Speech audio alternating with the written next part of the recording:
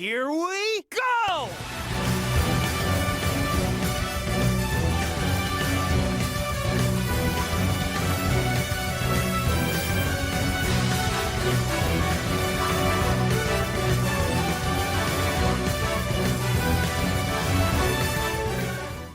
So Stage 2020 is finally here, guys and girls, and with it comes the first of many showcase videos related to Stage that I'll be bringing to this channel. So strap yourselves in, because we're going to be in for a long ride, because there is a lot to cover. What's up, everybody? This is GamerBlake90, and in today's video, we're going to be looking at a demo for a Sonic fan game called Sonic Galactic. And this game seeks to follow in the footsteps of the events as they unfolded in the classic Sonic universe, from the 16-bit Sega Genesis titles to the Game Gear handheld titles, which explains the inclusion of Fang the Sniper, who's piloting a very clean hover car to the right of the standard car, but Tails is driving along the road right now, which is an awfully weird choice of vehicle for the likes of him. I would have expected a tornado. Cause look at Sonic. Look at him relaxing in the back seat, all bored as heck because he's not the one on the move. I personally think it's a subtle callback to the second episode of Sonic X, where Sonic was in a similar situation, but eventually just jumped out of the car, said screw it, and ran the rest of the way to the military base where he had to rescue Cream. I swear, I think that's where the reference came from. You know, that's like Team Galactic. But yeah. In this video, we'll be looking at a demo for Sonic Galactic, and unfortunately it is a demo. The only available option here is the adventure mode. Furthermore, the only playable stage is the Verdant Isle Zone, which I promise you will love when we do get into this game. I do think that they're planning a different sort of collectible item in place of the Chaos Emeralds, because you look at the empty shapes to the right of the file text, they're shaped like diamonds, which isn't exactly the shape the Chaos Emeralds themselves are in. Well, actually, they're kind of sort of like diamonds, but one end is flat whereas the other is pointed. Now, these shapes, on the other hand, are pointed at both ends. So I can't help but wonder they're plotting a sort of different collectible for you to work towards your acquisition of the super forms in this game. That's just my suspicion anyway, and I could be wrong. Anyway, for Sonic Galactic, you have 5 characters to choose from, 3 of which you're already familiar with, and man, these guys look... The lighting and the shading on each of these characters and the overall art style, I don't know who else is working on the art for Sonic Galactic, but they are doing an outstanding job. It is absolutely incredible. You guys are amazing. And when you see the other 2 characters that we get to play as, you'll be even more mind blown. One of them, as you've already seen from the main menu screen, is Fang the Sniper. I've had 2 recent encounters with him in Sonic 3D and 2D and Sonic Robo Blast 2, and neither of those encounters were filled with pleasant memories. Don't give me that smirk, Fang. Nobody is that fond of you.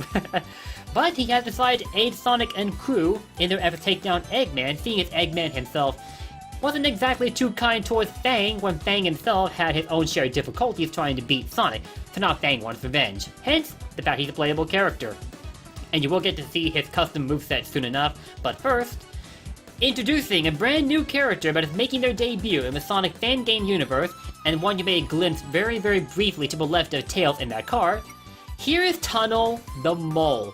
And when you see his gameplay, I think you'll agree with me when I say it is the one that allows for the most freedom in a gameplay style for a classic Sonic game. It is freaking mind-blowing, and I cannot wait to show off his moveset to you. But first, we're going to be going through the first act of Verdant Isle Zone with Fang. If you're wondering, there are 2 acts overall for Verdant Isle, and each one does have a boss act. So what I'm going to do is I'm going to take Fang through the first act, and then we'll come back and go through the second act using Tunnel the Mole, so I can display both characters to their fullest capabilities while showing off the overall zone. I think it's the optimal way to go about showcasing this game in my honest opinion. So, if y'all are ready, let's jump into Verdant Isle Zone for Sonic Galactic with Fang the Sniper, and you can already see what looks like Angel Island in the background there, or perhaps an island that so happens to be very similar to that of Angel Island, but from the mountaintops and beside the island, I'm fairly sure that's what it is. And you also see a very lovely morning tinge in the sky. This act is going to gradually change by time of day the further you get into it, from the morning to the middle of the day. And as for the stage itself, it kinda makes me think that they took Sonic CD's Palm Tree Panic or Sonic Adventure's Emerald Coast, one of the 2, I can't really make up my mind on which, and thrust it into Sega Saturn hardware. Cause the art style of this game, and the graphics too, are based heavily on that of the Sega Saturn. Says so on the description page for this fan game. And yes, that is Fang's double jump ability. In addition to the standard moveset of being able to spin dash, run, walk, and jump, Fang has a double jump that utilizes his pop gun. The longer you keep the button held down, the higher up he will go with his double jump. Listen very closely for a sound effect indicating the charge while he's got his pop gun out, and once you hear a sound effect go off, like so, release the button, and you'll soar really high in the sky. Where if you release the button prematurely, Fang won't go quite as high for his double jump. Furthermore, the pellet that he shoots out from his pop gun has a hitbox, so if you're above a magnet when you use it, you'll destroy them as the pellet makes contact with them. It's a move with multiple utilities, and it makes it very, very potent. If there was ever a way you implemented Fang in a classic Sonic game, this is definitely the way to go. Very well done on Team Galactic's part. And if you're wondering, Sonic Galactic is a team effort that is led by Lilac, who is the lead developer. Make sure to give them all your highest props when you check out this game, and also be sure to use the hashtag SonicGalactic if you talk about this game on Twitter, because frankly, they deserve all the praise that you can possibly give them. And if you're already seeing, the time of day has just changed from the morning to the middle of the day. The sea looks a lot more like a vibrant blue that we're all used to seeing, and you even see the grass slightly changing shading to go along the sky too. This is awesome. Definitely take the page from the book of how the environments work of the stage in Sonic 3D Blast on the Sega Saturn hardware, but in sort of a Genesis style. It's... I could go on and on about how much I like this game, but I think you all are getting the gist of it by now. And very nice one-up jingle sound effect when you get an extra life. This game does follow the traditional rule of a Sonic classic game where you do get an extra life by getting 100 rings. So yeah. Also, the rocky structures in the ocean, that's why I can't decide if they went with either Palm Tree Panic or Emerald Coast when designing this stage. Well, as inspiration for designing the stage with Sega Saturn style. But, I'll leave it all up to you to decide. Maybe they took the inspiration from another stage entirely and it's just not coming to me.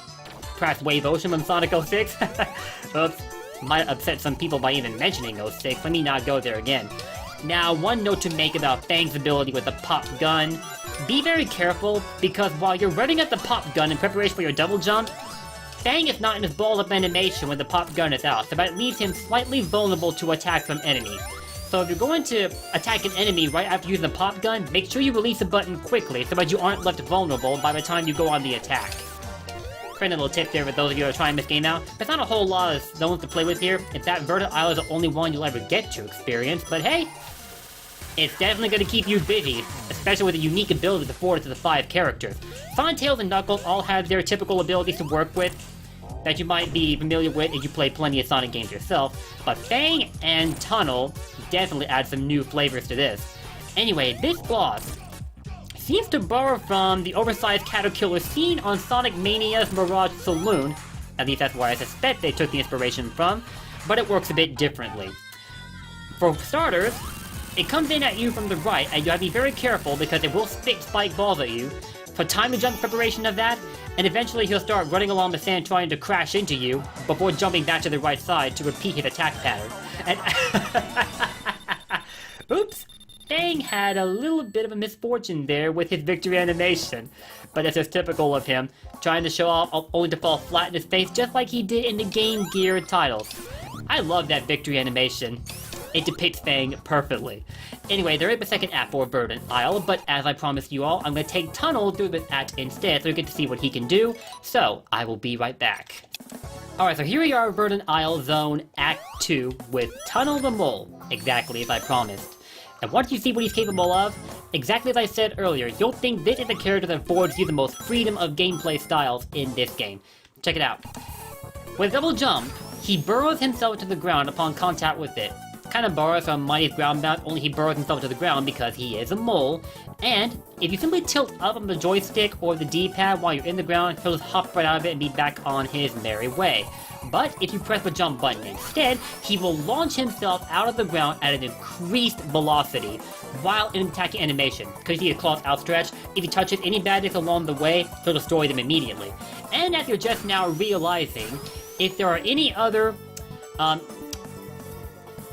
compatible walls or pieces of ground that Tunnel makes contact with as he's jumping out, he will burrow into them as well, allowing him to perform the ability in rapid succession exactly like that. You can also control the angle at which you launch out of the ground, whether it be by going to the left, but you have to hold the stick or the D-pad and then press the jump button again to change your angle. Anyway, you can go to the left, you can go to the right, or you simply press the jump button, you'll go straight up. All the while being able to attack enemies along the way.